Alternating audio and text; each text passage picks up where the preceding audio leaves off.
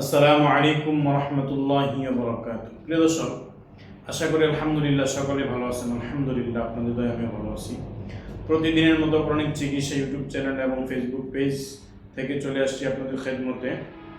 আজকে যে বিষয় নিয়ে আসছি, আসলে পড়াশোনা নষ্টের জাদুর লক্ষণসমূহ। পড়াশোনা জাদুর লক্ষণসমূহের মধ্যে অন্যতম যে লক্ষণ, সরাসরি যেগুলো শারীরিকভাবে বা যেগুলো সরাসরি ক্ষেত্রে লক্ষণগুলো পর্যবেক্ষণ করা হয়, সেই লক্ষণগুলো নিয়ে ইনশাল্লাহ আজকে আলোচনা করব, আল্লাহ চাহে তো। প্রিয় দর্শক, সমাজের মধ্যে অনেক কুপ্রকৃতির মানুষ আছে যারা কখনোই মানুষের ভালো চায় না, যারা কখনোই মানুষকে ভালোভাবে বাঁচতে দেয় না, যারা কখনোই মানুষের ভালো সহ্য করতে পারে না। তো যেমন এই কাজগুলো সাধারণত দূরের মানুষে করে না, এই কাজগুলো কিন্তু কাছের মানুষগুলোই কিন্তু এই কাজগুলো করে থাকে। তো আমাদের যে অভিজ্ঞতা বা যা এই কাজের অভিজ্ঞতা থেকে বলতেছি, এই কাজগুলো খুব কাছ থেকে আসে, এগুলো দূর থেকে আসে না। তো জাদুর লক্ষণ সমূহ, পড়াশোনার নষ্টের যে জাদুর লক্ষণ সমূহ, এগুলোর মধ্যে এক নাম্বার যে লক্ষণগুলো আছে সেটা হলো যে আপনার সরাসরি একবারে পড়াশোনা নষ্টের জাদুর সম্ভাব্য লক্ষণ সমূহের মধ্যে আপনার পড়াশোনার ক্ষেত্রে একবারে সরাসরি যেগুলো ফিজিক্যালি একবারে লক্ষণ সমূহ হয়, এক নাম্বার পড়া মনে রাখতে না পারা। এটা হচ্ছে এক নাম্বার। মুখস্থ করে ঠিক আছে, কিন্তু মুখস্থ করলে অতি দ্রুত ভুলে যায়। অথচ এই ছেলেটার বা এই মেয়েটার মেধা শক্তি আগে অনেক ভালো ছিল, হঠাৎ করে তার এই অবস্থা হইতেছে। পড়াশোনা মনে রাখতে পারে না, মুখস্থ করলেও হঠাৎ যদিও মুখস্থ করে তারপর আবার ভুলে যায়, আবার অনেক সময় হয় কি মুখস্থ করতেই পারে না।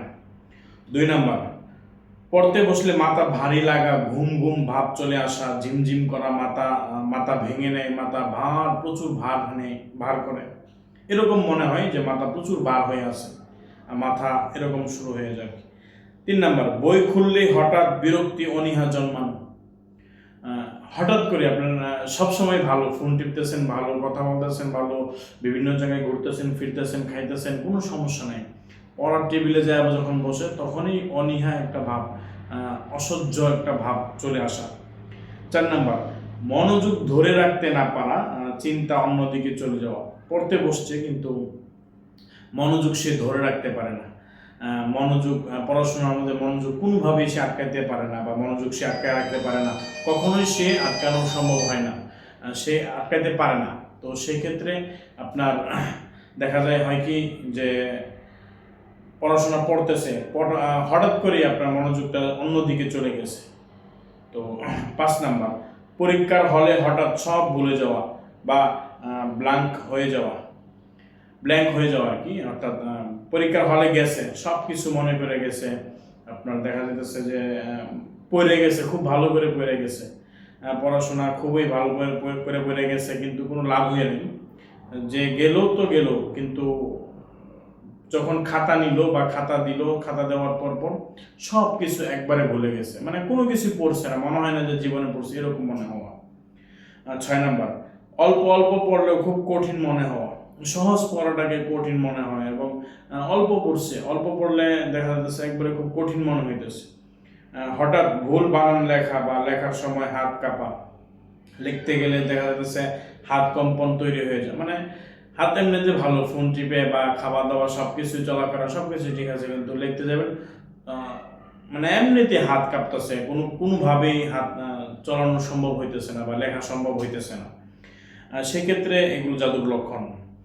এরপরে আপনার 8 নাম্বার, যেটা পড়ালেখার সময় অকারণে ভয় পাওয়া, দেখা যাচ্ছে পড়তেছে হঠাৎ করে আপনার একটা ভয় তার ভিতরে চলে আসা বা ভয় লাগা। 9 নাম্বার, পড়াশোনার সময় পড়াশোনার প্রতি হঠাৎ ঘৃণা জন্মানো, মানে পড়াশোনা করতেছে, পড়াশোনার প্রতি, অথচ ছেলেটা পড়াশোনায় ভালো ছিল, মেয়েটা পড়াশোনায় খুবই ভালো ছিল, পড়াশোনা ছাড়া কোনো কিছু বুঝতো না, কিন্তু এখন পড়াশোনার নামেই শুনতে পারে না বা পড়াশোনা টেবিলেই বসতে চায় না। পড়াশোনার প্রতি হঠাৎ ঘৃণা তৈরি হওয়া। 10 নাম্বার, অনেক চেষ্টা করে পরীক্ষার ফল ভালো আসা, দেখা যাচ্ছে দিন রাত পড়াশোনা করে, দিন রাত পড়াশোনা করার পরেও পরীক্ষার হলে যখন চলে যায়, হলে যাওয়ার পর কোনো কিছু খেয়াল থাকে না বা কোনো কিছু লিখতে পারে না, তখন পরীক্ষার রেজাল্ট এমনিতেই খারাপ আসবে। হ্যাঁ, তখন পরীক্ষার রেজাল্ট খারাপ আসা, অধিক চেষ্টা করার পরেও তখন ফল না আসা, তো এগুলো হলো সরাসরি লক্ষণ। এই লক্ষণসমূহ কিন্তু আপনার একবারে সরাসরি হয়। আর শারীরিক যে লক্ষণসমূহ, এই লক্ষণসমূহ ইনশাআল্লাহ আগামী ভিডিওতে বলবো। যদি দেখতে চান তাহলে অবশ্যই কমেন্ট করে জানাবেন ইনশাআল্লাহ।